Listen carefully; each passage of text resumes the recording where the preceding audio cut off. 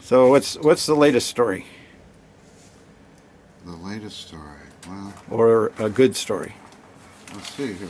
What's hot? Let's go to the latest story. What's nice is we're getting more and more people coming in and volunteering us a little corner of their property to do a Bigfoot hunt. Oh, that's cool. And these are starting to add up, so this is very encouraging. And, oh yeah, that's the guy.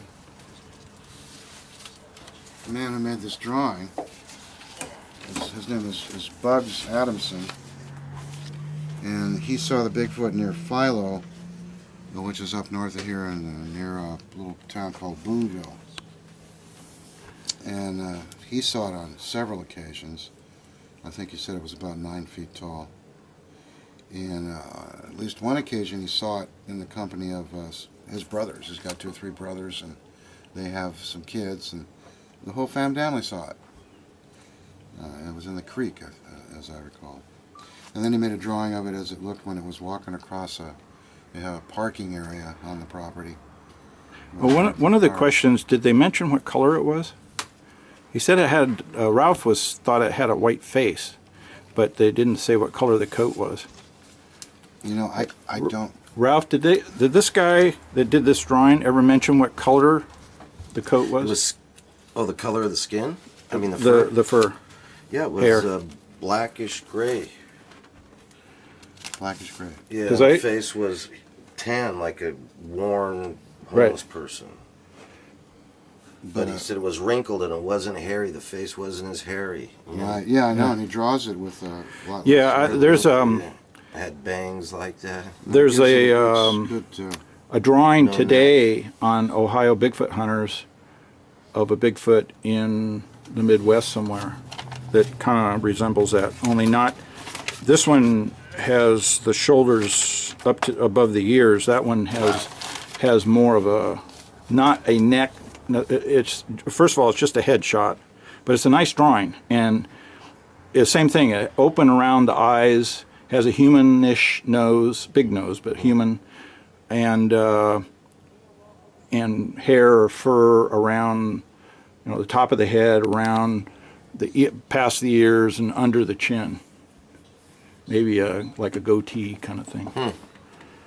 Yeah. Well, anyway, that's one of our latest reports. We have this. He hasn't been back yet, though. You videotaped part of this, or didn't you? No. I videotaped it. You did? Look, I did, from June 2.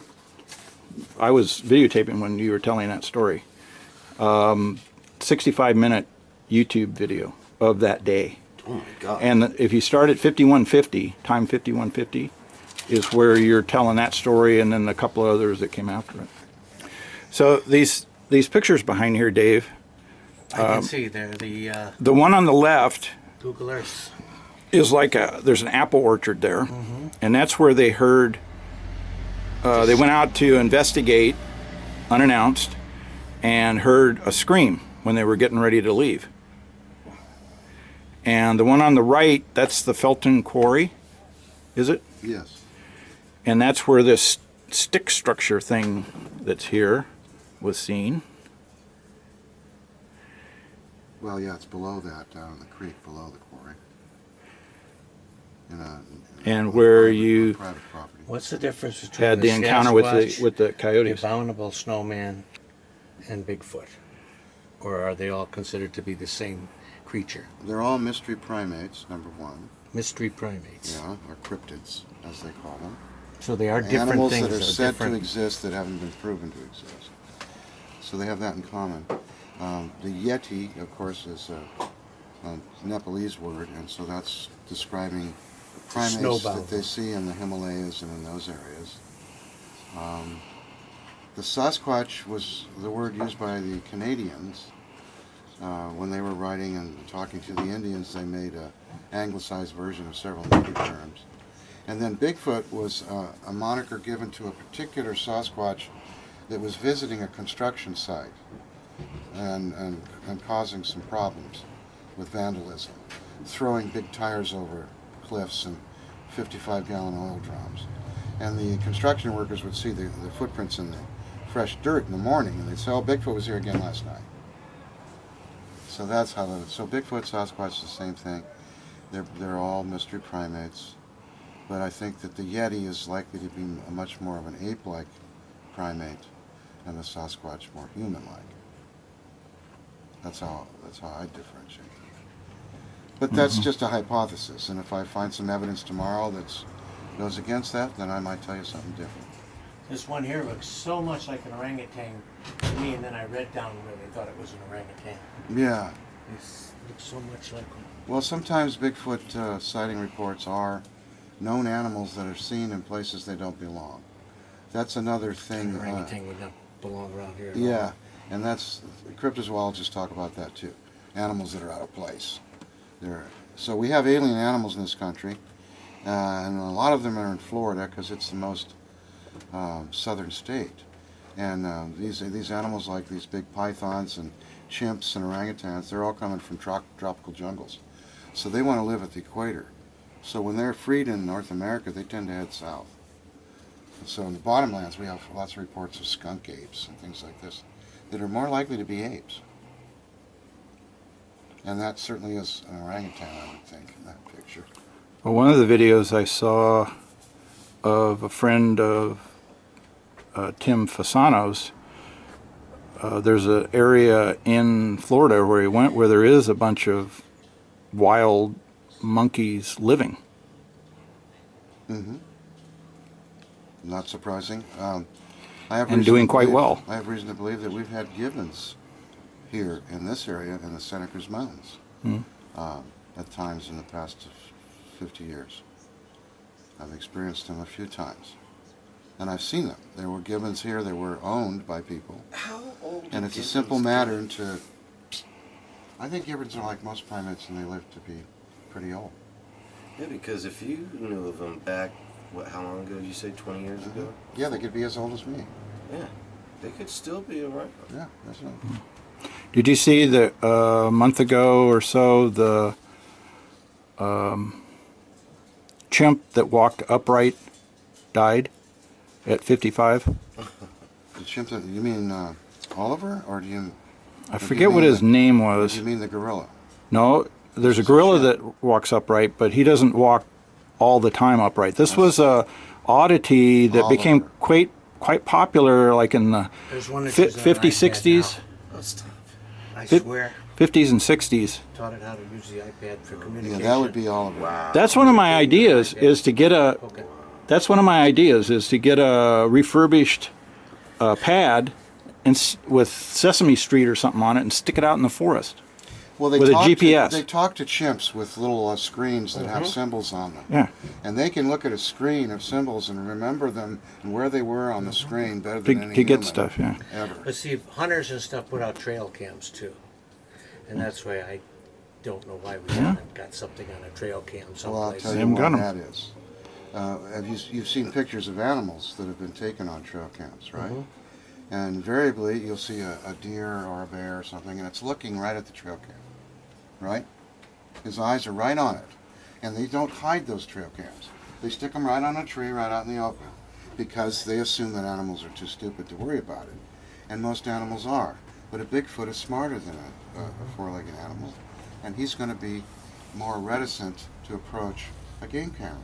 He's going to recognize that as a potential threat. It's that simple. And that's why they're so hard to get on those game cameras.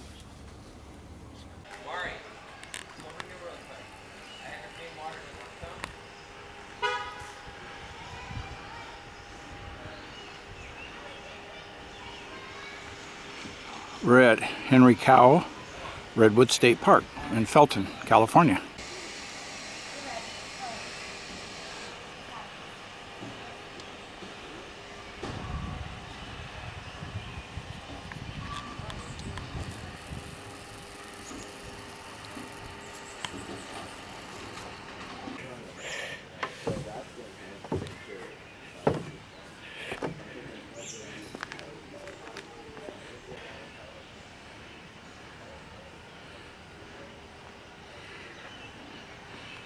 Kind of a warm day, but under the trees here it's very pleasant. A lot of redwoods here. A couple of big old trees here. See if the camera picks them up.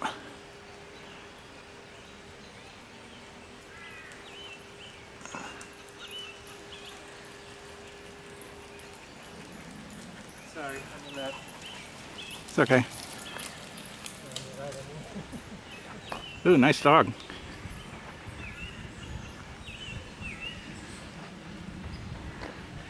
And we'll get down here and take a look at the river.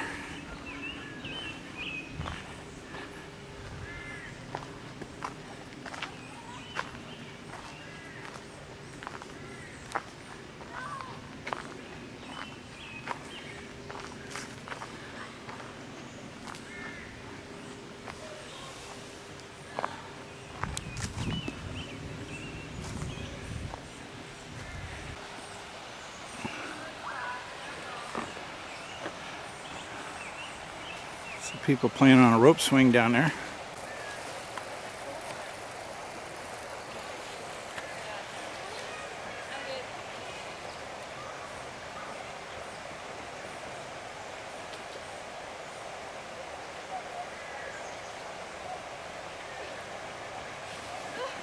Ooh, that looks like fun.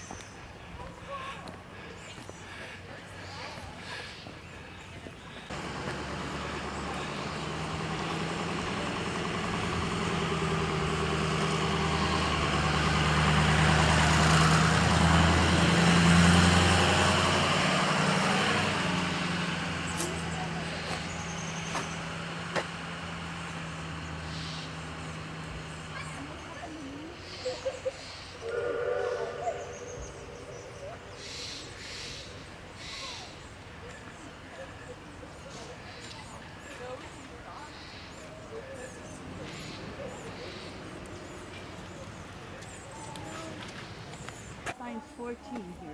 Do you want to go? Huh? You want to go look at it? Well, I don't think it's here, but sure it is. Okay. The lady was just saying that this tree right here is one of the biggest ones. Yeah, it is. It is pretty big.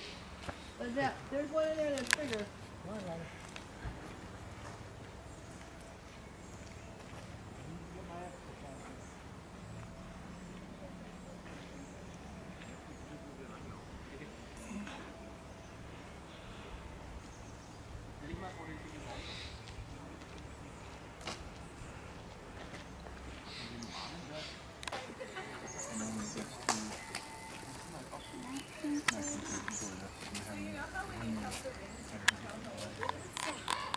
One time in the trail is in